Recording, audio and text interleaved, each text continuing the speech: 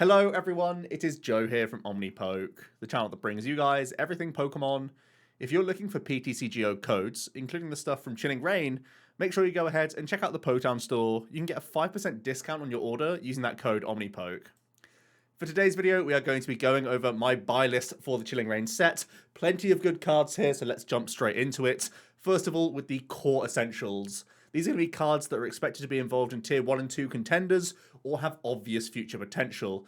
Path to the Peak is the biggest card that stands out here. The stadium is just incredible and is really warping the metagame. It can be played in both of the Calyrex decks that you can see either side of it, and is viable in all sorts of greens variants and a handful of other archetypes out there as well. It's a very, very strong stadium card.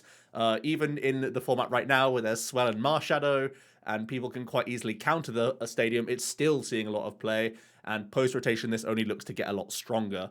Then we have the Calyrex variants. The Psychic Calyrex comes with the Fog Crystal package, which is great search, as well as getting energy cards to synergize with the ability Underworld Door. This is a fantastic VMAX that has great draw power and can accelerate to itself for the Max Geist attack to deal decent damage once you start flooding your board of energy cards, or can be used at the moment to power up some tag team Pokemon like Trevnoir, Gengar, Mewtwo, and stuff like that. So very, very good card, kind of likened to Zoroark as well as to an extent things like Malamar. So certainly a powerful ability with a good attack to boot. And you want to have 4 of the V. Obviously, it's just a launch pad to the VMAX, but also carries a couple decent attacks.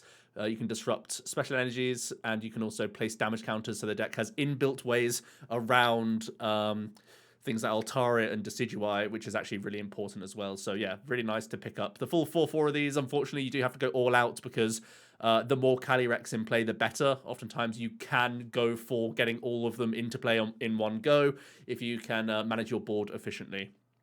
Crosstalia is at that 2+ mark. I think 2 is absolutely fine if you are going to try any Calyrex variants. And possibly even some Mewtwo variants may want this as a starting attacker just to get some energies into play. I only have the 4 option, sort of 2+ kind of thing. If you are looking for a greens variant, maybe greens Trevnoir. It's still early days in the format. There has been a few results for greens Trev, but I think it's more speculative. So I would say just get the 2 to be safe. And if you are wanting to play that greens build, you can go for the full 4 copies. Onto the Ice Rider then. Melanie is a fantastic supporter that only gets better as more V Pokemon, potentially Water V Pokemon, are released. So this is a fantastic engine that is currently going to be centered around Ice Rider, Calyrex, but also potentially Inteleon VMAX. And then the Ice Rider Calyrex, I'm happier with a 4-3 count here, because most of the time you only really need to get 2 of these into play throughout the entire game, and 3 is that sweet spot for the most part that we've seen. With the majority of VMAX decks, it's only things like Shadow Rider and Eternatus that sometimes play that 4th copy just for additional kind of outs to get that turn 2 off. But typically, this Ice Rider is going to be paired up with draw engines, either Inteleon or Cincino and stuff like that, so you'll play Incense to have good access just to the 3 copies, so I think that's all you're ever really going to need. To the bottom left then, we have Peony. He's a supporter card that seems to fit very well into ADP right now, but is also going to be similar to a Greens Exploration, where every now and then we can warp our deck to sort of build around this effect, where you're getting those double trainers and get really good value. You are discarding your hand. You are probably going to have things like Cricketune to top back up your hand size. That seems like a very solid include to pick up, especially if you are a player who has been known to play ADP in the past. Then we have a ton of interesting Rapid Strike Pokemon. The Inteleon line, you will want to pick up the new Sobble, even though it has 10 less hit points than the current Sobble that we have available in the format. It does have a Call for Family style attack for Rapid Strike Pokemon, so it can go ahead and get multiple Sobbles into play, which I think is really helpful if you are going to be building around the sort of Drizzile engine. That's why you don't see a Drizzile in here. That middle evolution, you're going to want to have the Shady Dealings Drizzile for consistency. But the sharpshooting Inteleon, I feel like, is a 2+ as well. Typically, you're going to play 2 and then a split with the Shady Dealings Inteleon. But if you want to try out some more creative builds of Intel, potentially with like Crogonal, more of a lock-style deck where you're trying to trap things and use as many quick shootings as possible, like the old Vileplume Decidueye variant, you could go down a thicker line of the Intel as well. Baseemion's a really nice basic Pokemon for the Rapid Strike decks. It will synergize very well with Urshifu VMAX, of course, but also Zeraora as well. So feels like a 1 to 2 count is all you're ever going to need of this card. Same for Echoing Horn, really powerful effect. I feel like it could go into a plethora of archetypes, Urshifu decks, ADP decks. Zeraora also has sniping pressure. Even things like Victini may want to if they have Cramorant and the potential to boss his orders up extra V Pokemon. So it feels like a sweet spot of the 2 copies as well, because I think you're rarely ever making space for multiple of these. Zeraora is at that 2+ count as well. There's certainly a way that you could be building towards Urshifu Zeraora, where you play Tapu Koko Prism Star and maybe some Spiral Energies to get those going. More likely just basic energies. But yeah, 2 copies is fine. I think you really want to go over 2 if you're going to be playing a Blazerkin deck. And Blazerkin hasn't made it onto the core essentials list, so that's telling you that I think it's going to be falling a little bit below the like tier 1 or tier 2, those sort of top decks. So I feel like 2 is the safe spot for Zeraora. Zapdos is a really solid card. I think, again, it fits sweetly in that 2 count. We're never going to completely build around Zapdos because your opponent then could be playing around with their board space and making it difficult for you to chain Zapdos, but it really fits that sweet spot of being amazing against Eternatus and just good enough in other matchups where it becomes that tech include, potentially with Aurora energies, potentially with some basic fighting energies if need be. So very, very strong card. It's not limited to one archetype. It could easily find its way into Calyrex. It could find its way into ADP as well. Just straight out the gate, and there's a few others that I've already experimented with, and it's felt pretty reasonable because the card is just damn efficient if your opponent is overbenching their V Pokemon. And this gets much stronger post-rotation as well because people won't have a mix match of GX and Vs. They will have basically all V Pokemon. So yeah, very, very strong card and looks even better in the future. Then, for Eternatus players, I feel like these are the Dark V Pokemon that you'll want to pick up. 1 Lipard seems completely fine. I think we won't ever be playing more than 1, but a searchable tool removal is just good enough to be put in as that 1 count, I think, more often than not. So you have that searchable counter to Big Charm, which can be a way that tag team Pokemon sometimes stay out of range of Eterna, so that's a really nice deal to have. And double Moltres, it's not limited exactly to Eternatus. I feel like it will go into that deck quite clearly with some E-switches, but also there has been experimentation with some dark box variants going on, be it with Moltres being paired with other sort of cheap attackers and E-switches, trying out with Weavile. And there's also things like Moltres Urshifu, which I know is more on the rogue side of things, but I think people are experimenting with just to have different weaknesses. That dark and fighting combination is something that people are trying to get right at the moment so that they can hit for multiple weaknesses, have that favorable Eternatus whilst also having a favorable Calyrex. So Moltres really is like super impressed me. It's just a very, very good card in general. So I feel like it's not going to be limited in its uses and feels very versatile overall. Then we have the Believer buy list. This is one where cards may prove themselves to be mid-tier contenders, or they have just a good amount of potential for the future. So first of all, we have a ton of the single strike cards. I think the 1 prize single strike stuff is pretty appealing to me. I think the Survivor, again, that type coverage is a big bonus. And with the Karen's Conviction Supporter, I feel like you can try and make, again, a dark and fighting style deck where you have some Urshifu or some Stonejourner alongside the Survivor, and they sort of go hand in hand with Houndoom being the acceleration for them. And then Karen's Conviction becomes that supporter card that really gives you power spike in the late game to really buff your damage output. The Welcoming Lantern being a Versus Seeker as well. I think at the moment I haven't ever had a list that's had more than 3 copies. This is essentially a VS Seeker though, so if we do get more single strike supporters, you may want to go ahead and get that play set early. Cinderace is exactly a late game attacker, so I think you only ever need 1 copy of this because you still will want to have a high count of the regular Cinderace for the opening stages of the game.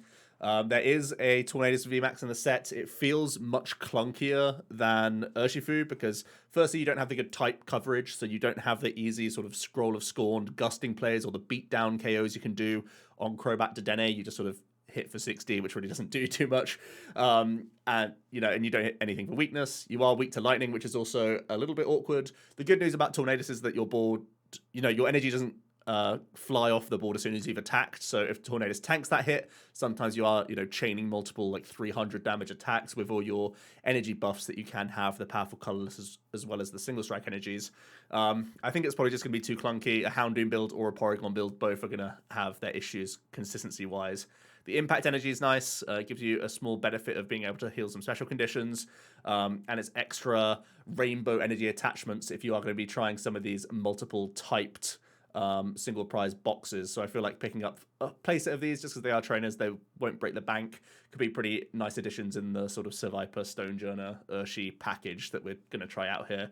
It's something that can't be recycled with Houndoom, of course, but it can be a nice secondary option just to fulfill multiple energy attack costs. Onto the Rapid Strike stuff. The Malamar archetype is kind of showing up. A lot of people are testing it out. It does have a 40 times multiplier, very similar to Blacephalon, where you're trying to build a big hand and then throw all that back into the deck, shuffle them up. So you essentially never like lose your resources. You just have to go ahead and search them out and draw into enough of them again to get that reload. And I think Spiral Energy is a 4 of in that deck. The Spiral Energy as well could be useful in a Zero or a Urshifu. There's the Malamar itself, of course, and you will want to get the new Inkay because it's a rapid striker, of course. And Brawly, because it just has the single strike tag and can be an early game search option for you. To help you get multiple Inkays down so you don't just get bossed and like lose the game on your opening attacker. You can also start getting your engine online if you are going to try out the Inteleon package as well as the Octilleries. So Brawly seems like a good enough card in the Malamar deck to get right now. I feel like it's not good enough for any of these V-style variants. You're not going to start seeing it in Urshifu or Blazerkin Zero or anything like that. He's a little bit too slow.